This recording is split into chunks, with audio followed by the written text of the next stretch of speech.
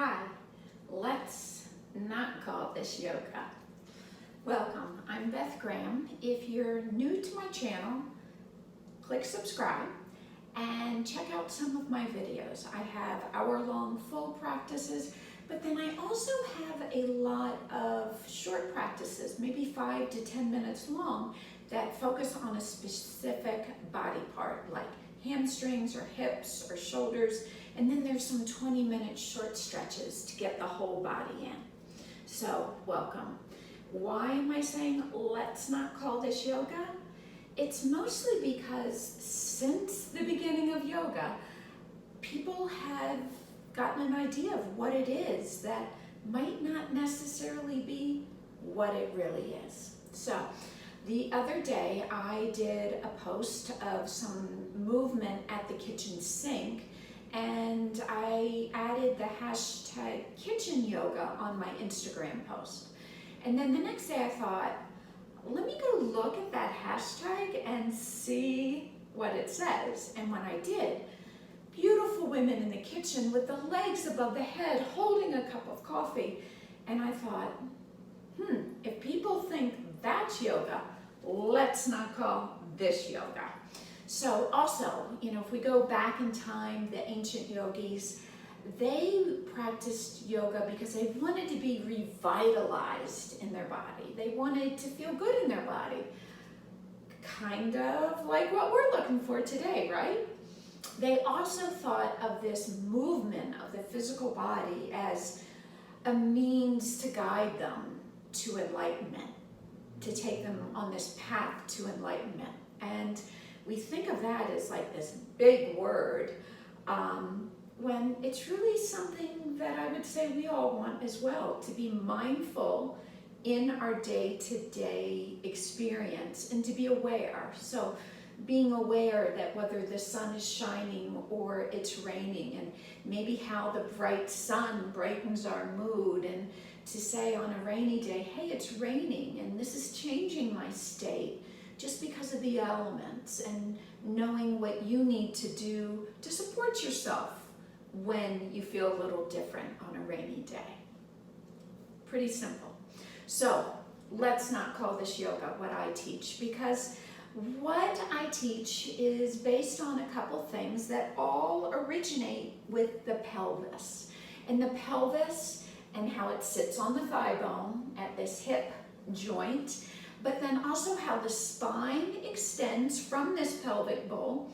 And then we have this other joint, the shoulder joint, which is made up of the collarbone, the clavicle, the upper arm, and the shoulder blade, the scapula. And how we function in these two major joints with the spine. And then all of the muscles, tendons, and ligaments that are connected with this.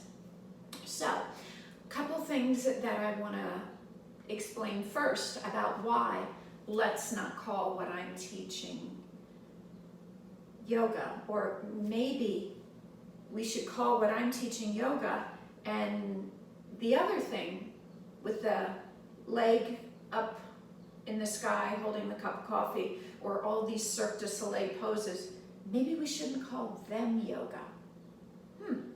Well, whatever way you choose.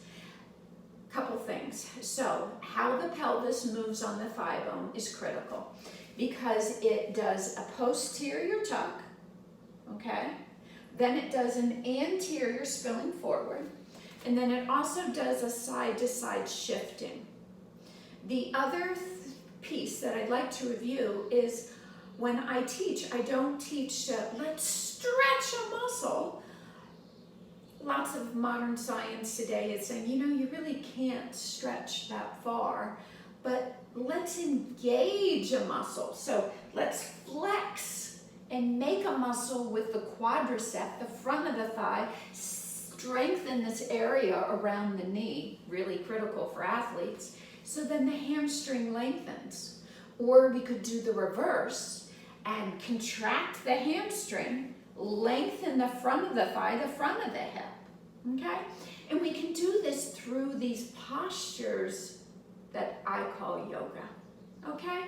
So let's do a couple things. You don't even need a yoga mat, but what you're going to do is stand your heel heels will be 6 inches apart underneath these two golf-like bones, your sitting bones. And then bring your heels behind your second and third toe.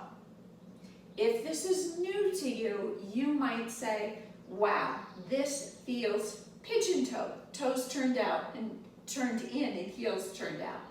So most of us in our day, and I catch myself doing it plenty of times, stand with toes out and heels in. What this does is it contracts or compresses the low back, the back of the pelvis.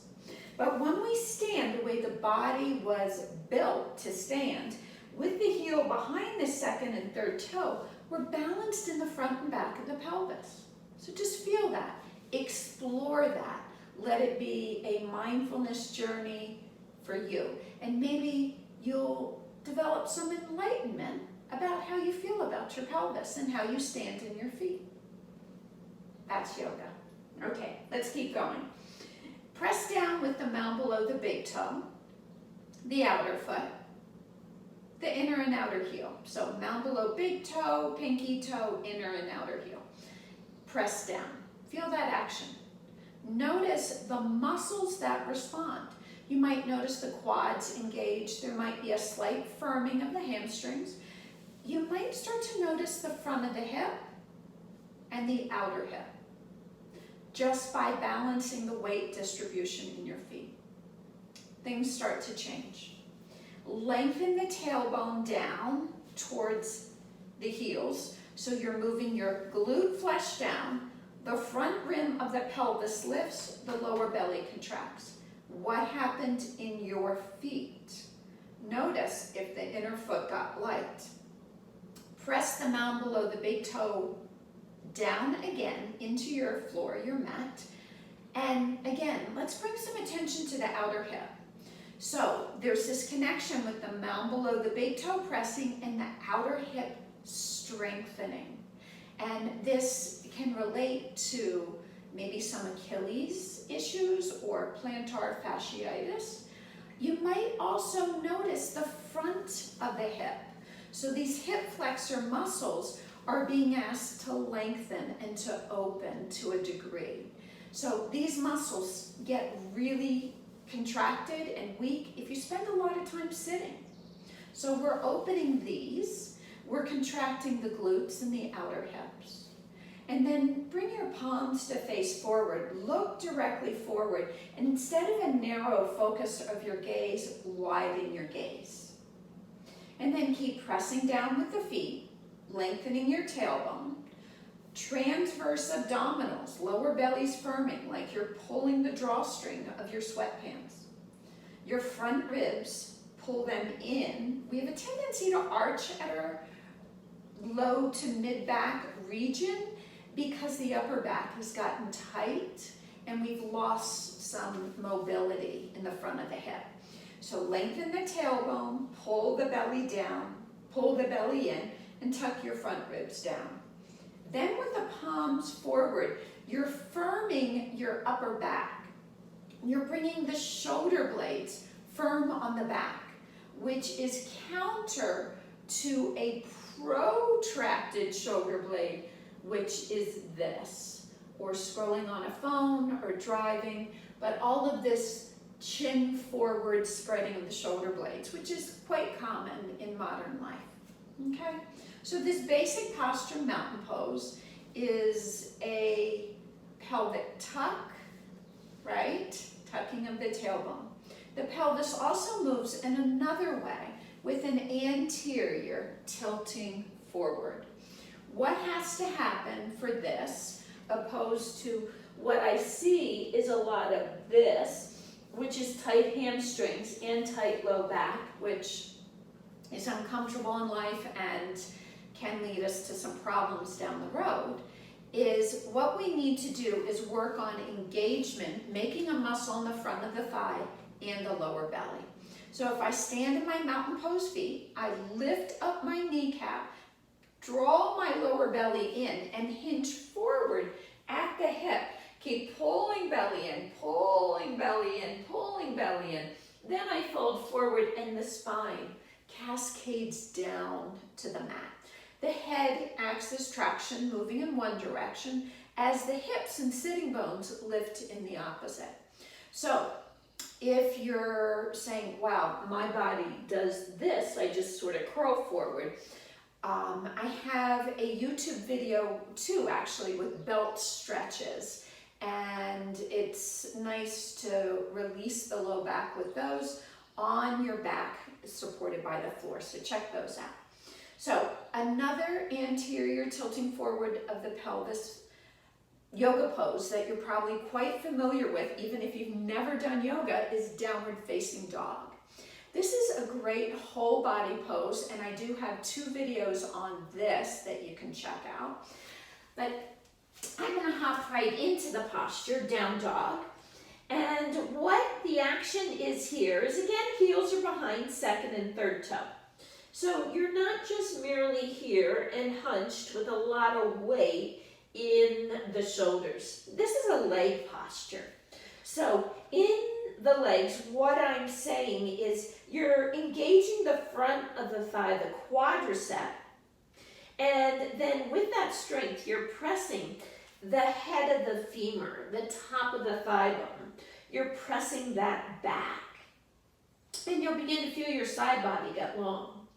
And then as you press the head of the femur back, pull the lower belly in tight. And then with your hands, you're pressing the mat away and hugging your upper arms together.